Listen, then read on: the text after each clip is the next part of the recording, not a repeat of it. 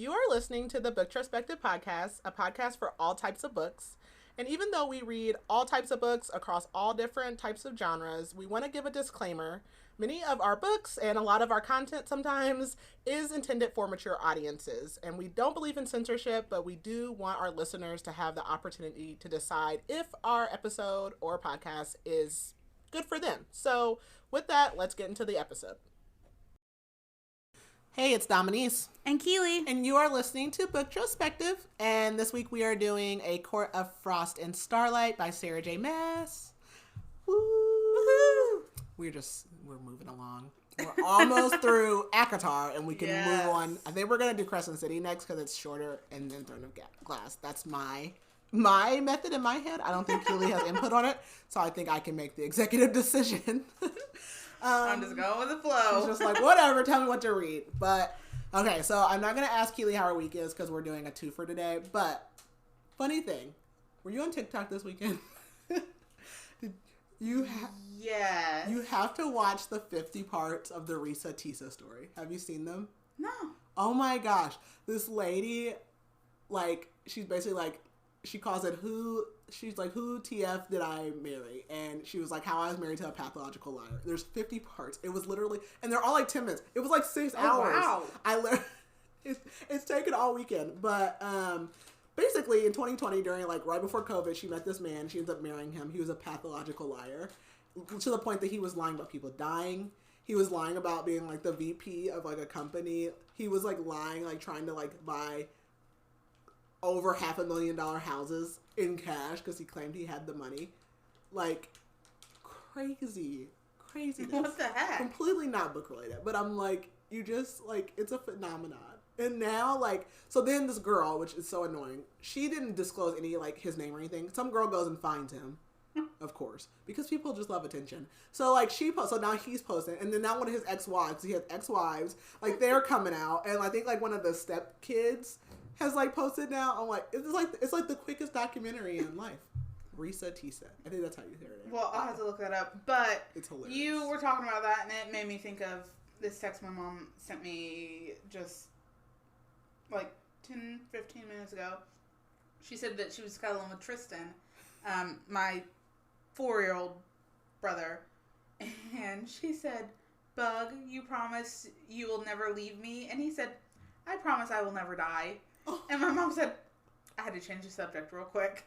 Oh my, that's Carter. He literally was like, one day he was like, what did he say? He asked me if I was always going to be his mom. And I was like, yeah, even when I get old. I said, even, and I brought up death, so this is my fault. And I was like, even if I die, like, I'm always your mom. And he's like, I wish you'd just be a kid because you could be my mom for longer or like forever or something. And I'm like, kids are so cute. You're so adorable. Tristan's going through this thing where, so we have for years been doing this thing where my mom will be like, who's my favorite? And then we each race to say me first.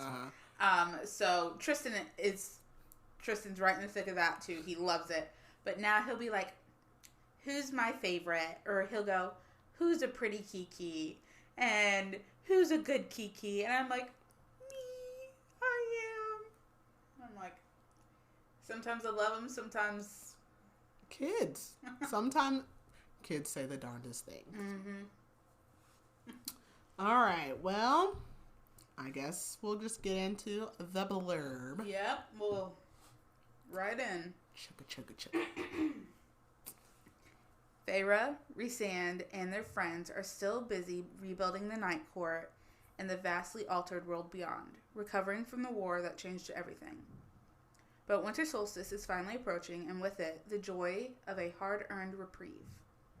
Yet even the festive atmosphere can't keep the shadow of the past from looming. As Feyre navigates her first winter solstice as High Lady, her concern for those dearest to her deepens. They have more wounds than she anticipated, scars that will have a far-reaching impact on the future of their court. Bridging the events of A Court of Wings and Ruin and the later books in the series, A Court of Frost and Starlight explores the far-reaching effects of a devastating war and the fierce love between friends. So if you could describe this in one word, what would you say? cozy. No! She stole my word! Did I really? Yes! Oh, that's never happened. I literally, before we started talking, I was like, that's my word, cozy. Okay, well, fine. I'll find something else. I'm like, no! Get out of my head! Okay. We've been doing that today. I know. Okay. Well, I'm just going to say something similar, which is homey. Or festive. I'm going to say festive. Okay, yeah. I'm going to say festive. Jeez. How did that happen? Okay. So spoiler-free summary of A Court of Frost and Starlight. A Court of Frost and Starlight is basically, it's a novella, so it's not really long at all. It's really just a warm, cozy kind of like interlude. Because I will tell you that the first 3 books of ACOTAR, the ACOTAR series, is, you know, Feyre's POV, a little bit of Rhys, and A Court of Silver Flames, which is after this one, has a big change in that dynamic. So this is kind of like a nice interlude. We get multiple perspectives from different characters. So we get Feyre, Rhys, Moore, Cassian. I think that's it. I have to look at my notes. But yeah, so we get different perspectives, and it is the winter solstice, which is basically kind of like Christmas for them. It's also Feyre's birthday. And so we have like basically there's really not any reconciliation, but we are dealing with the aftermath of ACOWAR and the war that happened in that book. We're kind of moving into these new roles, especially with Rhys and Feyre as High Lady and High Lord. We're still dealing with her sisters acclimating to this new world. And then obviously the shenanigans of our inner circle because they are still around. So that is my spoiler-free summary. That's all I can give you. So with that, if you have not read the first 4 books in the ACOTAR series, if you haven't read A Court of Thorns and Roses, A Court of Mist and Fury, A Court of Wings and Ruin, or A Court of Frost and Starlight, pause here and please come back and listen to us once you catch up. Now we're going to go ahead and get started. So A Court of Frost and Starlight starts at the end of ACOWAR, obviously. So we've just had the war with Hybern. We are back in the Night Court. And it is preparations like a couple of days before winter solstice, which I'm assuming that ACOTAR rotates on the same like calendar that we do. So December 21st? 21st, yeah. So like we're like December 19th-ish. So we start with Feyre, and this book has, again, multiple POVs. So we start with Feyre. She is in the townhouse, and it is snowing. And it really makes her reflect on what started this whole series off, which was her killing Andres, which was one of Tamlin's sentries that he had sent out as a wolf because of the whole Amarantha curse thing. And Rhys is gone. He was actually gone when she woke up. And so she tries to shoot him a message, but she can tell, like, from their mental connection that wherever he is, he's far away. Nuala and Caradin, which are like the race, the little like shadow people like that help out at the house, they're cooking dinner, and they're like, it's going to be nice to have like a white winter solstice, which is also going to be Feyre's birthday. She wonders if there will be a ceremony like Ianthe has, or like she used to have, because ding dong, the witch is dead. And she thinks about how it's been a year since Rhys saved her basically from her wedding and life with Tamlin. She thinks of how Rhys died in ACOWAR and how she felt like so broken and distraught, like in those moments where he was not with us. And Elaine is also living with them now, but Nesta has decided to live across town. Lucien comes and visits sometimes. He went to go visit the Spring Court and he came back with a split lip last time, so obviously there's some issues between him and Tamlin. And he doesn't want to live with her and Rhys, because obviously him and Elaine are not a couple and it's just weird, and so he wants to stay somewhere else in the city, but he does come and go often, and him and Elaine still really don't talk. And Feyre is just thinking about how cramped the townhouse gets, because they love to have their inner circle, their family over, but like they have all this office stuff now. She's trying to like run a territory basically. She wants to paint, they have family stuff, and they're just really cramped. She's been trying to help the city rebuild because they're still rebuilding from that attack on Valaris, from when the queens told Hybern about Valaris and all of that. And basically, like, they basically forced her to take off a week because they're like, it's winter solstice, like, you can take a break, like, you're fine, you're good.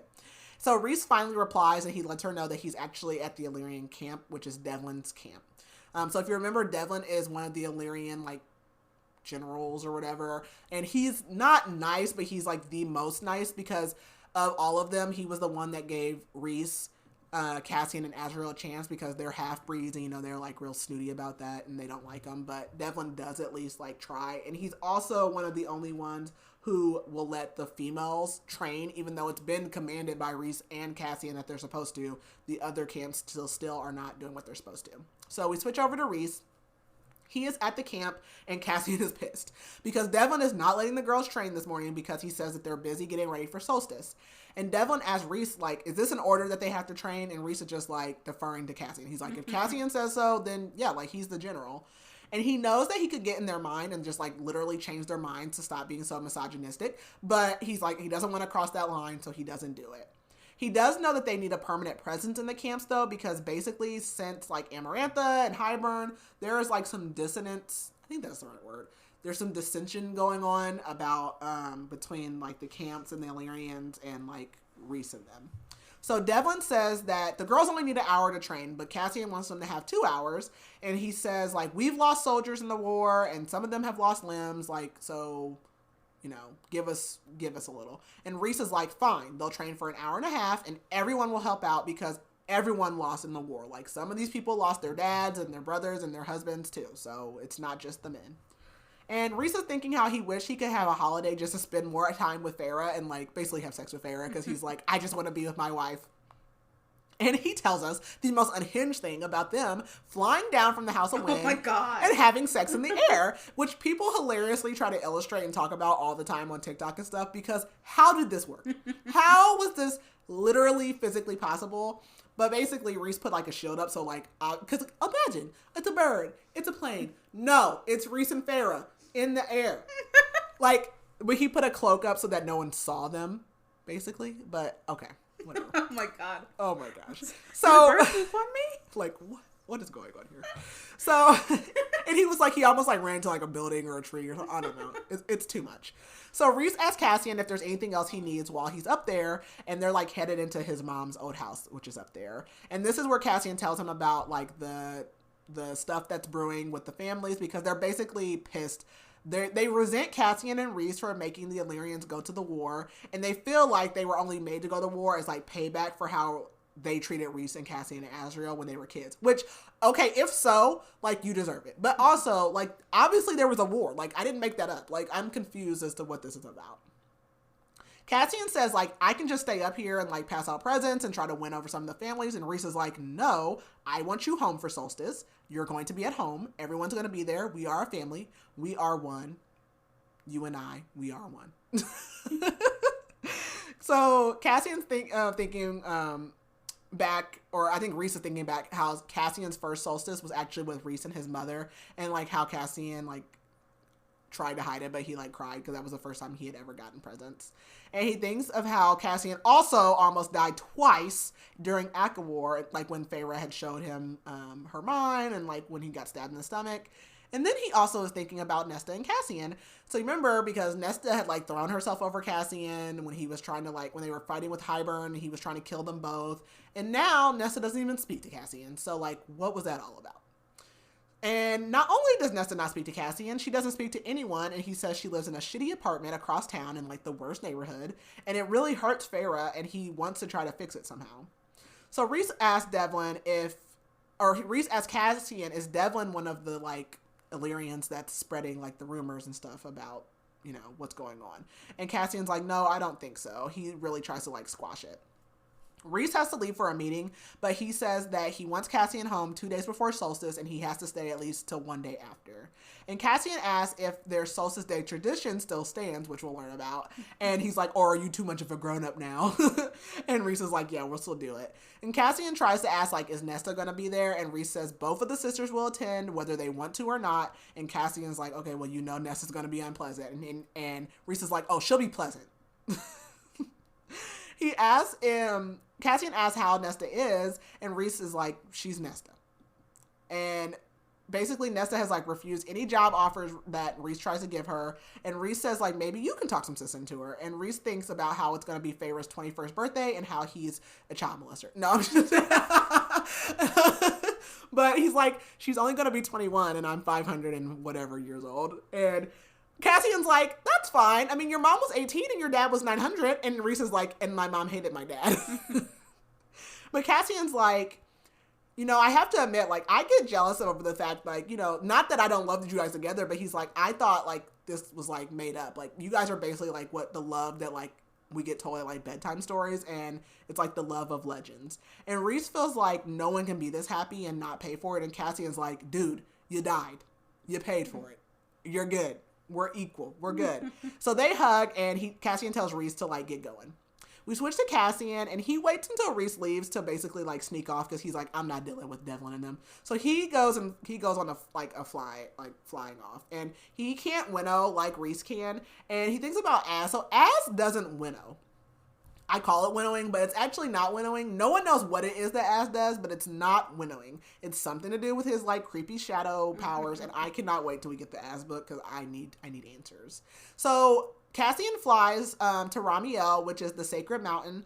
One, it's the mountain that's depicted in, like, the insignia of the Night Court, but also it's the mountain that they used during the Blood Rite. So the Blood Rite is what the Illyrians do, like, once they reach a certain age, if they qualify for it, and they're basically thrown into these woods for a week. They can't use their magic, their wings are bound, they don't have any weapons, and they basically are, like, killing each other, and then whoever gets to the top of the mountain first touches this stone on the top of Ramiel, and, like, it transports them back to camp, and, like, they're the winner. And there's, like, levels to this, and actually in A Court of Silver Flames, we'll learn more about it, but there's, like, levels to this, but basically, the insignia of the Night Court is, so Rhys has this tattooed on his knees, because remember, before Feyre, he would bend to no one before his court, and now he will bend for Feyre. But basically, it's like Ramiel, and then there's like 3 stars that only appear during the rite, and that's the insignia of the Night Court. And only a dozen have ever made it to the top since Rhys. And so Rhys, Azriel, and Cassian made it to the top 500 years ago, and only like 12 people have made it since then. And they said the climb is the worst part of it. And so he's like flying around, then he flies by this camp area that's pretty much vacant because this is where he was, I don't know if this was where he was born or where the last place he knew his mom was, but basically once he was a big boy, he went back and kind of like slaughtered this camp for what happened to his mom, and then like everyone else just kind of like left because they're like, okay, don't want to be here anymore. And so it's vacant. And so Cassian actually has never been able to find his mom, so he doesn't know where her remains are. He really wanted to rebury her in Valaris, which is really sad.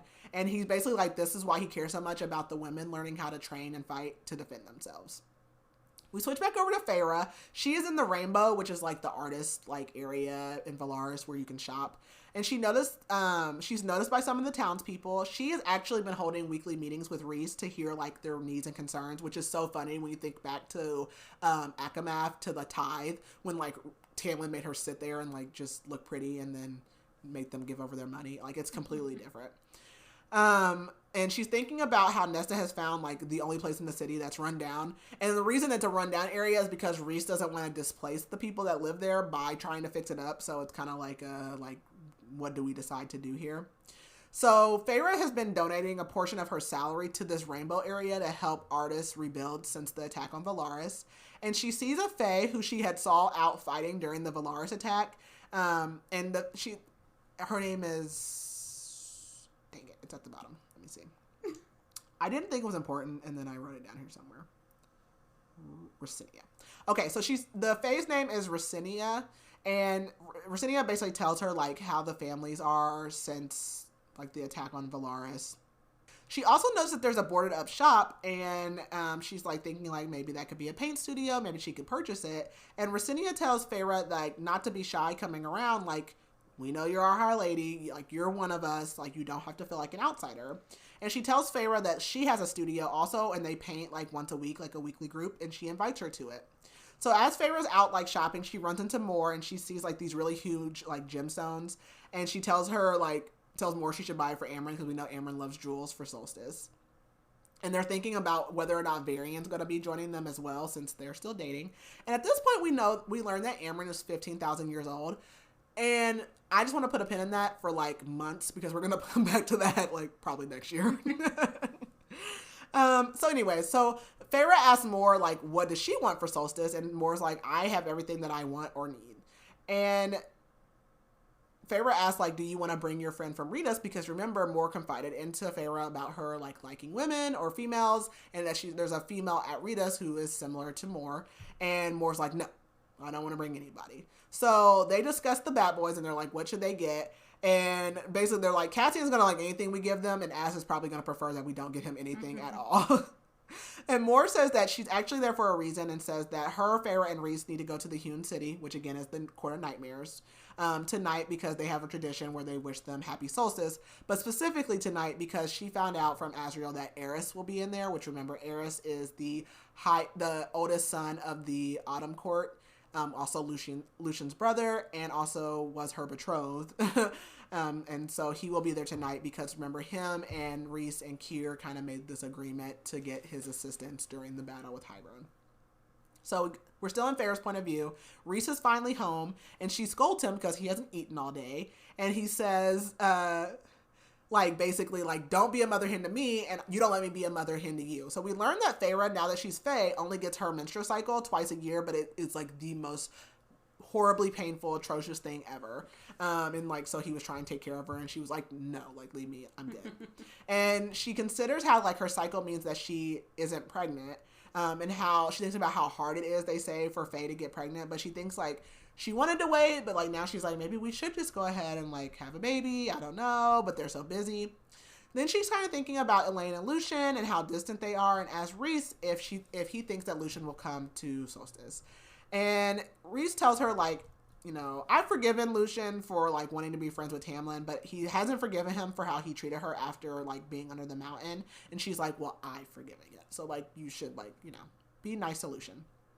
And then he starts going in about how he also hasn't forgiven Nesta, which I agree with Rhys, but I also don't agree with Rhys because she's like, you forgave Elaine. He's like, well, she's Elaine. And I'm like, okay, Elaine has done absolutely nothing besides the fact that she's kind of like an invalid at this point and mentally is not right. But Nesta makes it hard to like her. So she, it's easy to hate her. Yeah. But, Elaine just, flies under the radar, and I'm like, come back here. Because, you're not getting past me. So I'm like, Rhys, I do agree with the fact that Nesta was shitty, but I don't think Elaine should get off as easy. Yeah, I agree with that. Yeah. If I get not forgiving her for what, we'll learn here later what has been going on. Yes. But for the past, yes, you can't, when they were human. Forgive one and not the other because they were both equally, Elaine literally just gets the, Elaine is not the youngest child. It's they treat her like she's the baby. Elaine, you're not innocent. And she just gets I'm cute. I'm soft. I get a pass. Mm-hmm. I don't know.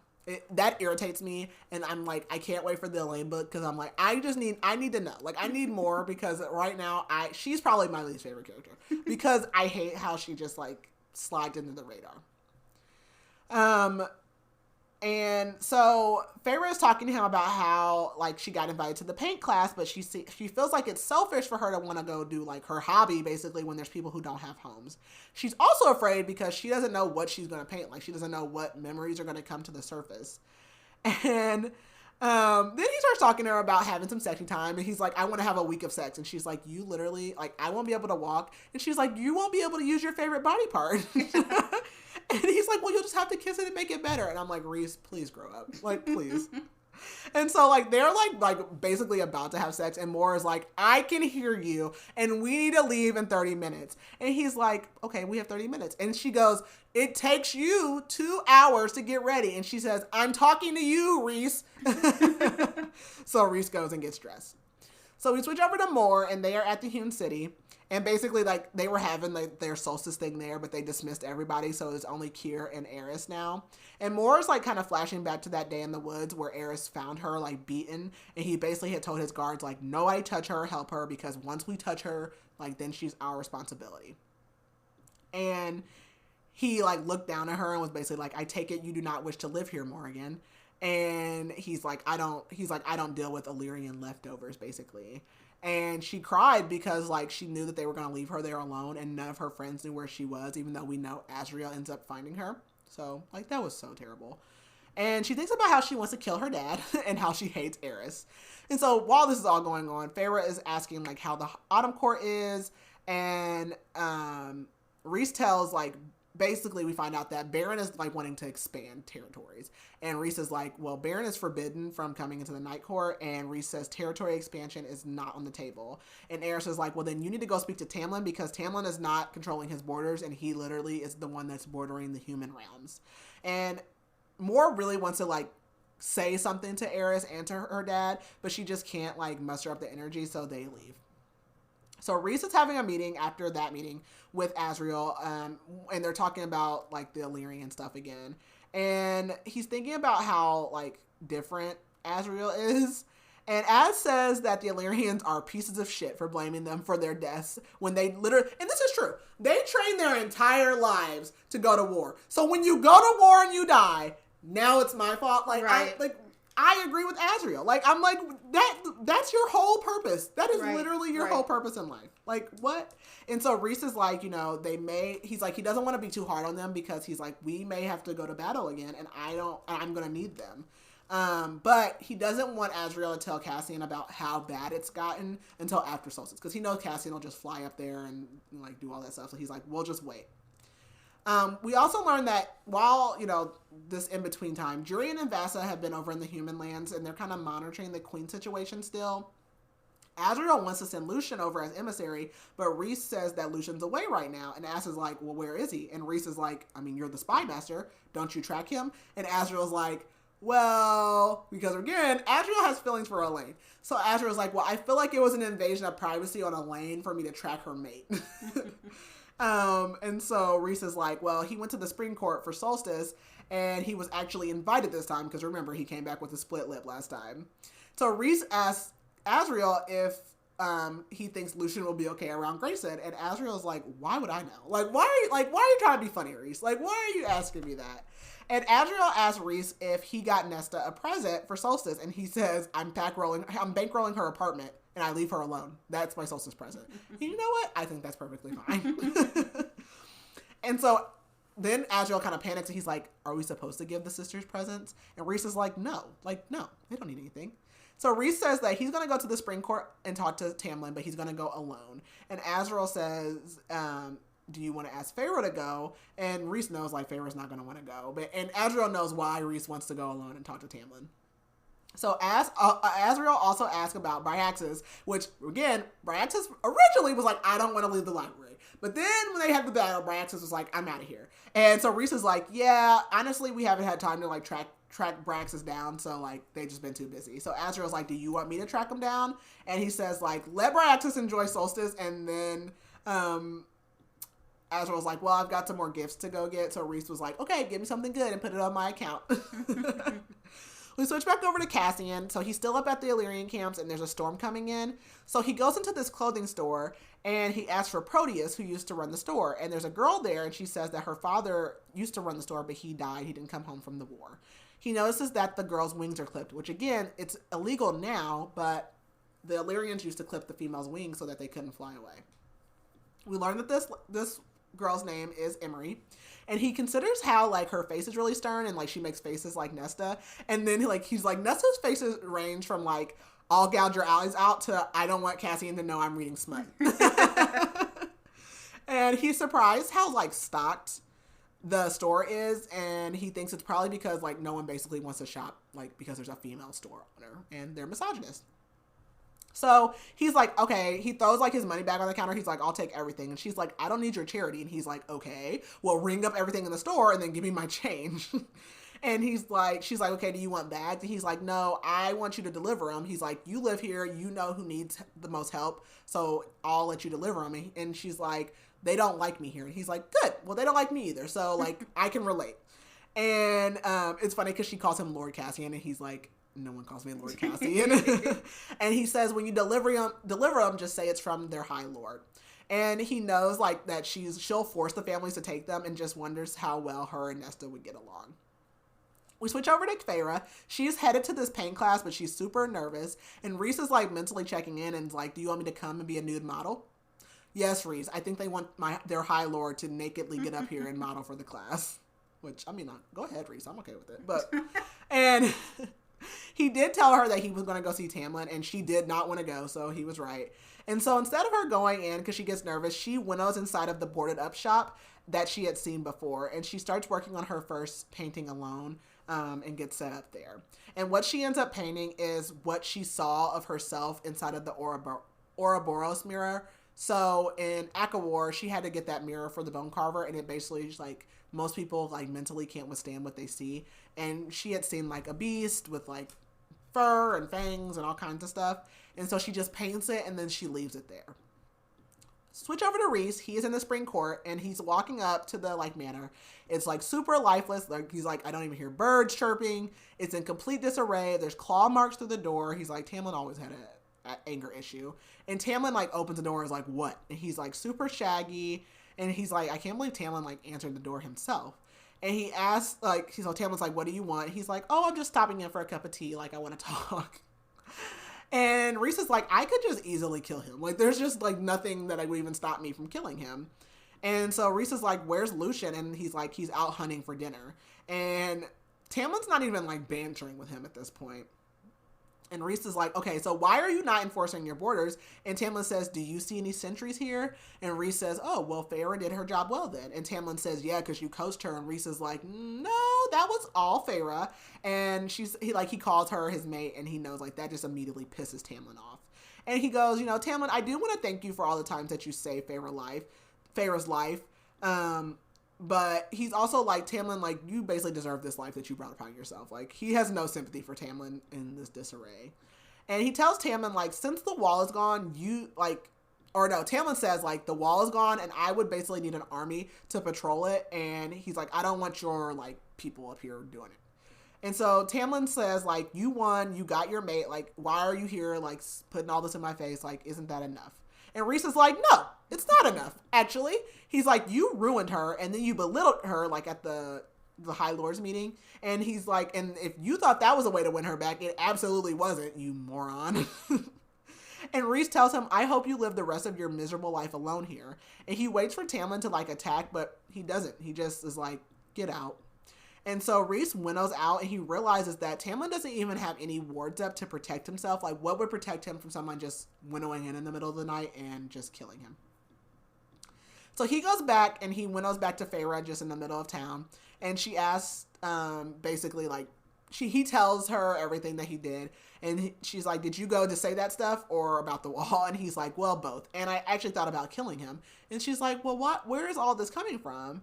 And he's like, I know, I should have been the bigger male. And he realizes that he still hasn't gotten her anything for her birthday and for solstice. So he's like, I'm going to go shop.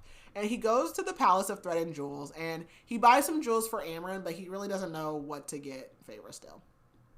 Back to Feyre. They're at the townhouse, and her and Cassian are decorating terribly. And they're also getting drunk. And though Azriel shows up, and he's like, you guys are horrible at decorating. And they're like, have a drink! And then Rhys shows up, and he's like, oh, I knew that's where all my good wine went. And Azriel's like mid-chug. And like, he's like, no, I'm just kidding. He's like, I know that Cassian drinks all my wine. And so Rhys shows up, and then more comes, then Amren. And Amren has like this like furry white coat on, and they tell Amren that she looks like an angry snowball. And they start arguing over wine. And Amren tells Rhys that he needs to be careful since Nesta's coming, and she'll enjoy watching her shred Rhys. And then also we learn that Varian's coming. Elaine is like in the kitchen with Nuala and Caradwyn, and like she's baking bread. And Feyre goes in and asks if she's heard from Nesta, and she says no. And Elaine says if Nesta doesn't want to be here, that it's worse to make her come. And Feyre notices that she's a little snappy, and like Nuala looks at her and they're like basically like, yeah, leave her alone. Because basically like to cope with everything, she's like started baking and like being in the kitchen with them. She's basically like, Elaine must be having one of her bad days. So she says that Nesta is still part of this family, and Elaine tells her, like, well, she doesn't act like it. Elaine says Nesta said she didn't want to come to Solstice or anything ever. And Feyre asks why, and Elaine says that she didn't say, and she said that they have their own lives, and she has hers, and Feyre just can't believe that Nesta said that to Elaine. And honestly, me either, like, you know, because if nothing else, Nesta did everything for Elaine. But now she's shutting her out, too. She notices that Elaine kind of goes still when she sees Azriel, and she tells Cassian, because Cassian's like, hurry up with the food, and she's like, I spit in it. And he's like rushing her. So Asriel takes a dish from Elaine, and Elaine like blushes and runs off to like change out of her apron. And Cassian starts like eating, and Asriel literally grabs his fork and is like, "You're gonna wait for everyone to sit down." And everyone else has already started eating too, and they're like, what? And so Elaine like comes in and she's like, "You don't have to wait on me." And like Cassian's like, or Asriel's like, "No, we're gonna wait." And Feyre's like asking Rhys like, "What's that about?" And Rhys tells her like it's related to his mom and like how his mom was treated kind of like poorly, and sometimes Asriel just has like these little flare-ups basically. And Amryn still does not enjoy eating, so we know that Amryn's like just regular Fae now, so she doesn't drink blood anymore, but she still thinks that food tastes nasty and she still wants to drink blood. And I'm like, what is wrong with her? And then Amryn starts talking about how hard it is to find a bathroom and how she wished she would have chosen a male body because they can just whip it out anywhere. And they start laughing and they're like, "So you don't know how to go to the bathroom?" And she's like, "I know how to go to the bathroom." And so Elaine's like, "Well, why did you pick a female body?" And she's like, "Well, it seemed more symmetrical." But she was like, basically before she picked a Fae form, like she was neither male or female. And she asks Elaine, like, "Why do you keep asking me questions?" And she tells Elaine, like, there's no going back to being human. So that kind of kills the vibe. And Elaine is like, "I don't know what you're talking about." After dinner, Feyre and Rhys go to find Nesta. And they knock on her door and she doesn't answer. And they realize she's not there. And so Rhys is like, "You want me to find her?" So he does. And she's at literally the worst tavern in town, which is called the Wolf's Den. And so Feyre's like, "Let me go in alone and talk to her." So she goes in there. Nesta's seating with like 3 males, and she's wondering like which one of these males, because basically like Nesta takes a male home like all the time and has a different male each night. And so Feyre goes over to the table, and the males are like, "We're gonna go get some drinks." And she can kind of glimpse Nesta's power, but she hasn't seen it since like that day in ACOWAR. And so her and Nesta basically have like a stare off. And Nesta asks if Rhys is going to stand out in the cold all night. And she's like, "How do you know that Rhys is out there?" And she's like, "Because you never go anywhere by yourself." And so Feyre's like, "Why didn't you come to dinner?" And Nesta says that Elaine could have came and ate here with me. And Feyre says, well, she wouldn't want to eat at a place like this. And Nesta's like egging her on because she knows that everyone's listening. And like, they're like, "What do you mean a place like this?" basically. And she's like, "You know that Elaine doesn't like crowds," basically. And Nesta says that she used to before your crowd dragged us into your world. And so like then either Feyre or Rhys put up like a shield, basically like a sound barrier. And so Feyre's like, "What is it going to take for you to come to Solstice?" And she knows, and then that's when she knows that Rhys put up the sound barrier because people aren't watching them anymore. And Nesta says, like, "Solstice is not our holiday. We don't have holidays." And she's like, "I have my own life." And Feyre asks, like, "Why are you distancing yourself?" And she says, "Father wouldn't want you to." And Nesta's like, "Don't finish that sentence. Like, don't talk about him," and tells her to get out. And Feyre's just like, "Please come." And like, she just leaves before a scene can happen. And then Nesta goes, "Well, my rent's due." And Feyre's like, "Okay, well, you'll get your rent money if you come to Solstice." And fair, like, right. Yeah, you're going to do something. So we switch over to Rhys, and he's walking with Mor, and he knows that he still needs to patch things up because, again, in ACOWAR, he didn't tell Mor about working with Eris and Kier, and so, like, things have been a little touchy. And Mor asks if Kier's going to be coming to Velaris soon, and he says yes. Rhys has been trying to delay him, but, like, they know he'll come soon. And Mor just says, like, she trusts him, that he'll handle it appropriately. And she asks, like, what he got for Feyre, and he says nothing. He's having a hard time. And he asks, like, what she got Feyre, because Mor is a terrible gift giver. Rhys tells Mor that he needs Mor to go, basically, on some missions and, like, win over allies. And that the process of rebuilding is taking too long.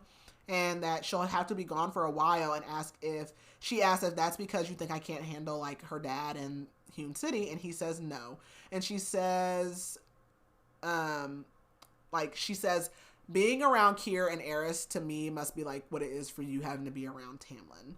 And he says that he doesn't need her to leave for a couple of weeks, but he wants her to take time and consider it before just saying yes because he asked her.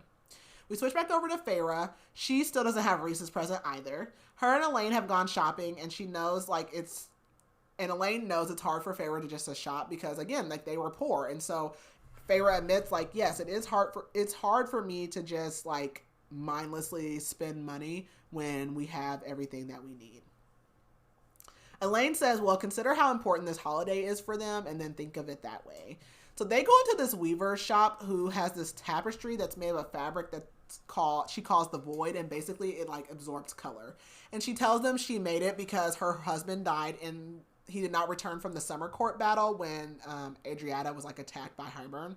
And so she used like her art making to basically try to deal with her grief. And she considers how her husband, Feyre considers how like her mate did come home and like how this could have been any of them. And Elaine calls Feyre's name, and then the Weaver realizes who Feyre is. And Feyre asks like how she goes on still creating despite what she lost. And she basically like, you know, she has to, like, what was it worth if she doesn't? So Feyre buys the tapestry, even though she says like she just wants it to be for herself. And then she winnows to the shop that she had painted in, and she goes to paint some more and basically get out what she had saw. And the door opens, and Rhysand comes in, and she says she suspected that she had been in there, and she says she was coming over there just to clean up the shop. So Feyre is like hiding her painting. She says she puts it in like a pocket of basically like nowhere, like between realms. Between realms, I have no idea. Like I have no idea what that means, but okay. And she's thinking how she like wants to use painting to help other people work through their pain as well. And so she goes to Amren's apartment, and she like can tell that like Amren and Varian haven't been having sex. And Amren also is just like walking around like this like smiley person. And she's like, "Oh, Varian's out buying more presents for me." Amren loves to be her love language is receiving gifts. Yes. But she goes to ask Amren about Nesta because of everyone, Nesta does, and like this is where she learns, Nesta talks to Amren. And so she's surprised when Amren tells her like, "Oh yeah, Nesta comes here like every few days." And she's like, "Okay, like tell me something." And Amren's like, "I'm not gonna betray Nesta's confidence because she's basically like my friend." And she asks her if she'll ask Nesta to come to Solstice. We switch over to Rhys real fast. Cassian and Azriel are like unpacking. So they've been demoted to like the smallest room in the townhouse now. And they have like this tiny twin room. And Cassian's just complaining about the room. Back to Feyre. It's solstice morning and she wakes up to her first present, which is a present from Rhys. She gets a sketchbook. Then she gets a scarf. And then she gets like a satchel for her paint supplies. And she tells him that she wants to draw him nude. And I said, like one of your little French girls. That's immediately what I thought of.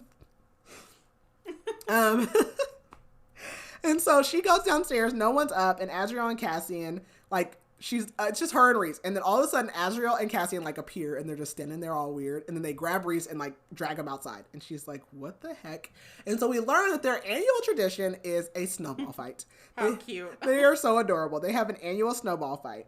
And so she goes and she's, like, checking her finances, basically, like, to make sure that she has enough money because she's decided she wants to buy that studio. And she sees Elaine has been up since dawn and she's been baking. And there's a knock at the door. And Elaine rushes to it, probably hoping it's Nesta, but it is Lucien. So Feyre is still in Feyre's point of view. He comes in and he gives presents. And she tells him, like, he's welcome to spend the night. But he's like, nope, I actually have plans. So he's going to be staying in the human lane. And he asks Feyre if Elaine is still mourning Grayson. And she's like, you know, like, Lucien, it's only been a few months. It'll take time. But I'm like, he literally told you he hated you. Like, we have to move on. Yeah. We have to move on, Elaine. Feyre asks him to come stay for a week and spend time with Elaine. And she says that, you know, he seems more comfortable. It seems like Lucien is more comfortable now with Jurian and Vassa than he is with her in the Night Court. And she tells them, like, yeah, they call themselves the Band of Exiles. And they are basically, like, buds. And he says, like, I don't have anywhere else to go. I can't go to the Spring Court because no one trusts him there. I can't stand to be around Elaine or have Rhys, like, buying him clothes and stuff in the Night Court. He says Tamlin kicked him out again and that Rhys just needs to tread carefully and that Rhys should know better than to kick a male when he's down. She tries to talk to Elaine about Lucien, and Elaine just basically says, like, I don't want a mate or a male, like, I want a human. So she's still stuck on this Grayson thing. So Moore comes in and basically, like, tells Feyre that Lucien and Elaine both are not ready and that she just needs to give them time. Feyre asks Moore if she's happy, and she's like, of course I'm happy. Like, it's solstice, I'm drinking, my family's here, but she knows, like, that's not what she meant. And Feyre says, speaking of family, like, where are they? And Moore says, oh, this is what they do every solstice morning. And she winnows them up to where the cabin is. The cabin from chapter 55 in ACOMAF. And this is where she sees that they're having this snowball fight. So they have no magic and no wings. And there's literally, like, snow forts. And, like, she sees them, like, one of their heads will pop up. And they'll, like, pummel the other one with a snowball fight. And they've been doing this for hours at this point. So her and Moore go to the cabin and wait. So we learn that Azriel is the winner, and this is his 199th victory. And after they do this most interesting thing. They strip down naked and they go to this like Birkin shed and they steam, and it's the Illyrian tradition. So Feyre starts thinking about this, and Rhys is like, well, there's room for one more in here. And Feyre's like, I thought you didn't want to share me. I thought mates were territorial. And he says, like, Feyre, I'm always interested in what you're interested in. And she says, I was promised a wall. And he's like, I've given you a wall. And she's like, no, one of the walls in this cabin. And he tells her, like, so then she starts, like, thinking about, like, all of their sexy times. And he's like, Feyre, it's not good to be at attention in the shed. And then all of a sudden, they hear, like, a door bang and then, like, knocking on the door. And, like, Moore's like, you got him kicked out, didn't you? So then they're back in the townhouse and the whole family's together. So they're getting ready for their solstice evening. She's wearing her starfall dress, and Elaine bakes her a cake for her birthday, and she bakes it in 3 tiers, and it's decorated like her dresser was back in the human worlds. So remember, it was the shelves. So the top shelf was, dang it, I can't remember. I have the order right. I don't know if it was in birth order. So the top shelf was Nesta, which was flames. And then the middle shelf was flowers for Elaine. And the bottom shelf was stars of the night sky for Feyre, which she never knew meant anything until she found out she was supposed to have a mate from the night court. They start opening presents, and like just some goofy presents. So Cassian got more lingerie, and everyone is like, what the hell? And Moore's like, oh no, he couldn't figure out what to get me, so I told him to get me this. And then they hear a knock on the door, and everyone knows it's Nesta. So Nesta comes in. Azriel gave Elaine some earrings. And Amryn says, like, as Nesta comes in, she's like, I can see your bony ass through that dress. And everyone's like, And then, like, they all ease when they realize, like, it's kind of a joke and that Nesta and Amryn have, like, some kind of relationship now. Feyre realizes, though, that there's no presents for Nesta because, I mean, she doesn't come around. So there's that. But Nesta's really focused on the birthday cake because she's probably like, you know, memories. And she does wish Feyre a happy birthday. Moore got Azriel some towels with his initials on it. Again, she's a horrible gift giver. But also, like, I mean, after 500 years, what the hell do I get you? Like, what do I get you? Why are we still doing this at this point? Like, let's stop. Moore got Cassian these, like, basically boxers that are also red, which match her lingerie. And Feyre gives everyone, like, a painting of themselves. And she ends up giving Rhys the painting of herself from the Ouroboros that she had painted. And he tells her, like, it's beautiful. And she says, so is he. And he says, I know. I can't stand him. Then Elaine gives Azriel this powder. And she's like, I had, like, the Maja make it. And he's like, looking at it, and she's like, it's for the headaches that you say everyone always gives you. And then he, like, just busts out laughing. I thought that was hilarious. Yes, and everyone's like, that is so funny. So that was a good gift. And then Nesta gets up to leave, and Feyre goes to her and gives her rent money. And she just doesn't say anything and leaves. And then before Feyre can do anything, Cassian storms past her. So we switch over to Cassian, and he is just sick and tired of Nesta. Like, I'm sick of, like, the moody, brooding, like, nasty, not talking, being bitter. Like, he's sick of it. So he's like, I'm going to walk you home. And she's like, I'm fine. And he says, it's late. And he's upset because he's like, they haven't spoken the whole night. And they haven't spoken since the war, really. And he's like, I didn't speak to her either, but, you know. And she says, like, she keeps trying to get him to leave. And she notices that he has a present. And he says, it's for her. And she's like, I don't want it. And he's telling us, like, he spent months looking for it. And he doesn't want to give it. He didn't want to give it to her in front of everyone. And also, he didn't know if she would even show up tonight. And Nesta says that she doesn't want anything from him. And he says, you sure about that, sweetheart? And thinks of how, like, basically, you know, during ACOWAR, he had told her, like, the only regret that he had was that he didn't have more time with her. And he doesn't even know why he continues to try with her, because obviously she keeps giving him the cold shoulder. But he tells her, I'm tired of the games. And she says, I'm not.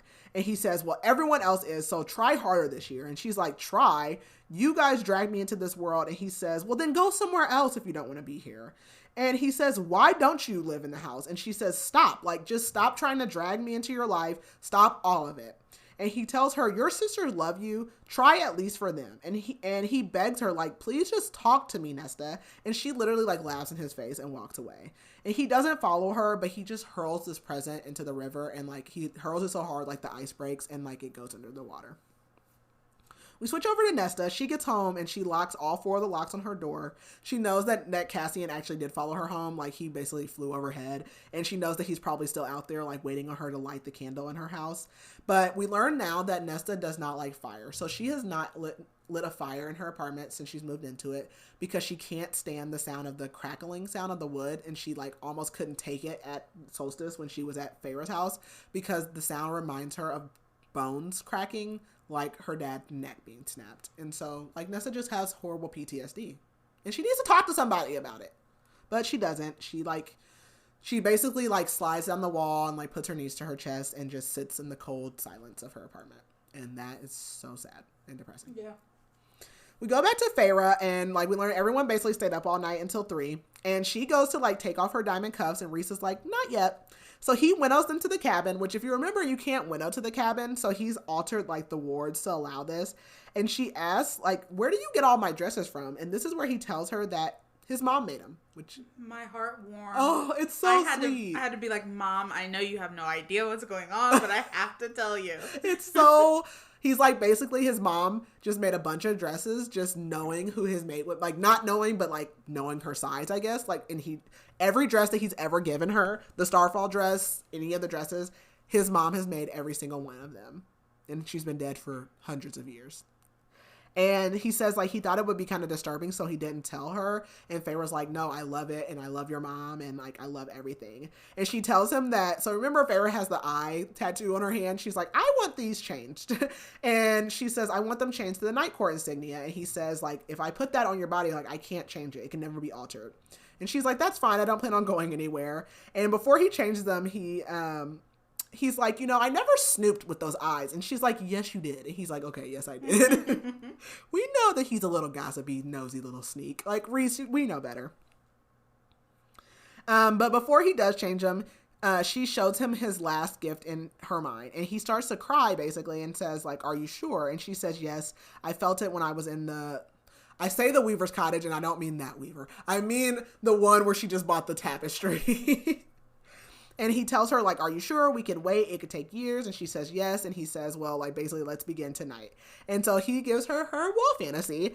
And side note, at one point during this, he tells her, like, to hold on tight. And all I literally could think of was the Twilight part when he was like, hold on tight, spider monkey. And I'm like, I have the ick. But, like, I love it. But also, I have the ick. It's so bad. But he basically tells her, like, he can't get enough of her, and, like, he can't stop thinking of her, and, like, even if they have 1,000 years, he's never going to be able to get enough of her.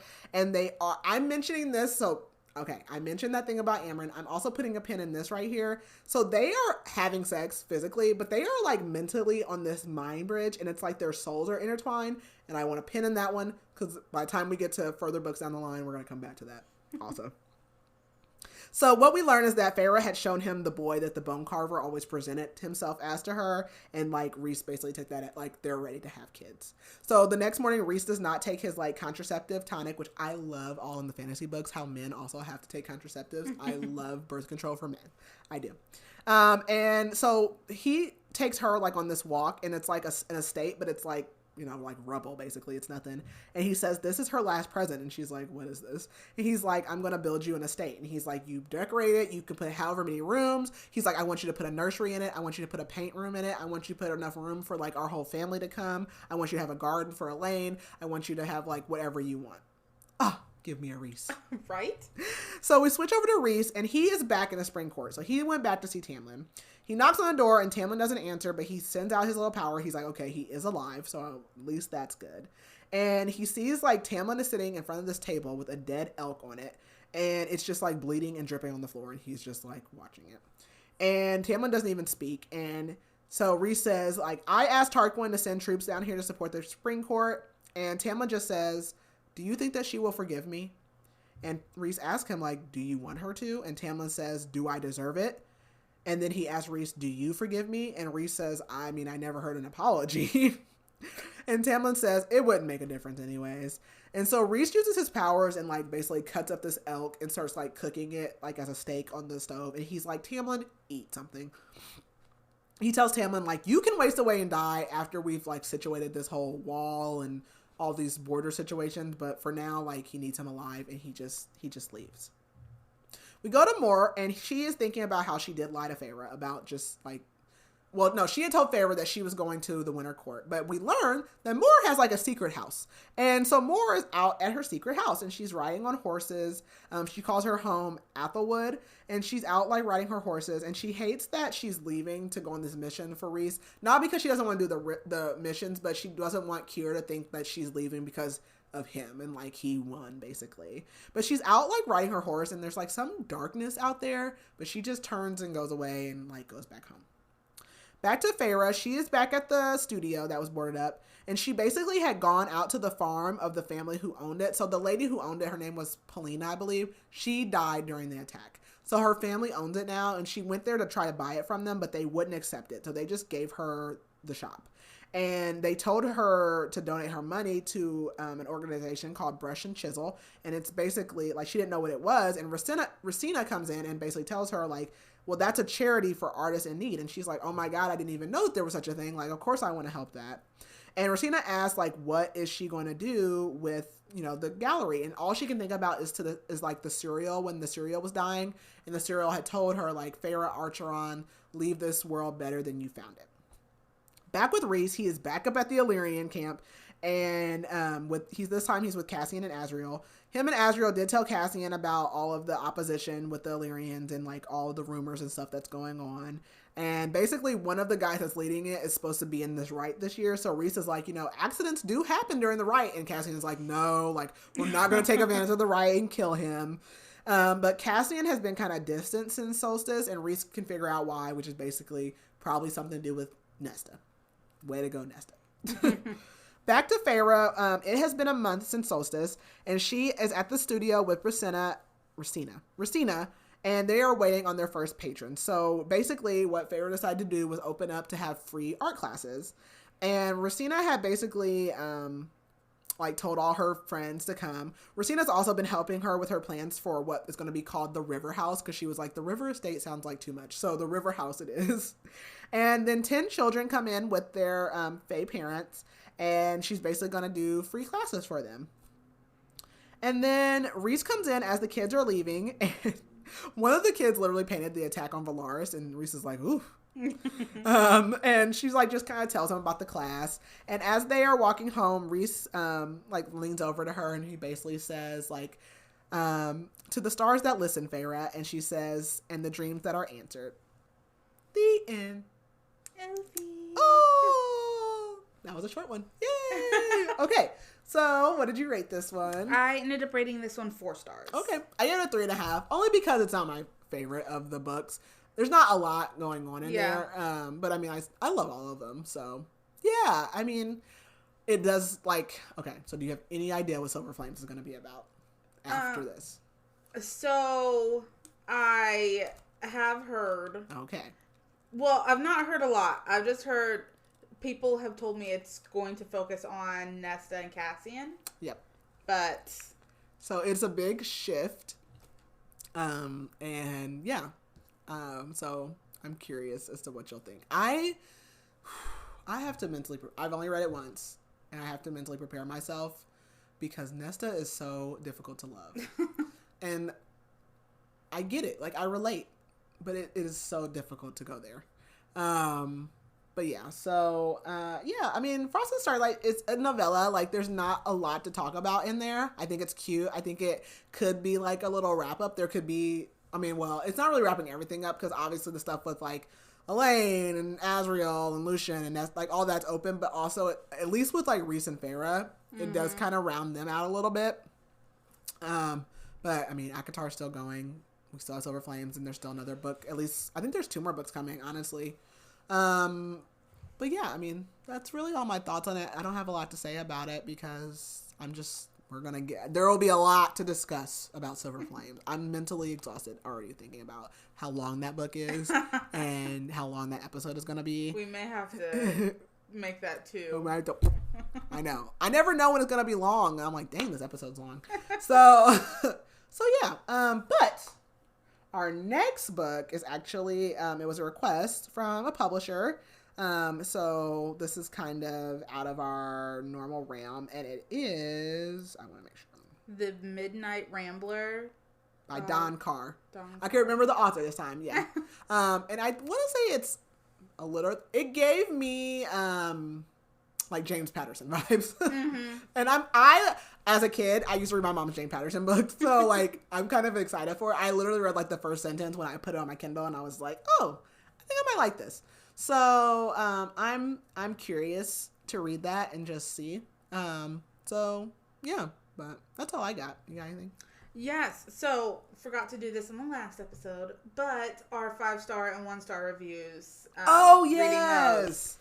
So, I'm just gonna pick one that's not like super long. So 5 stars. There weren't enough pages. It didn't last long enough. I hate my life, but I'm so excited for the next book. Okay. And then let's look at a 1-star.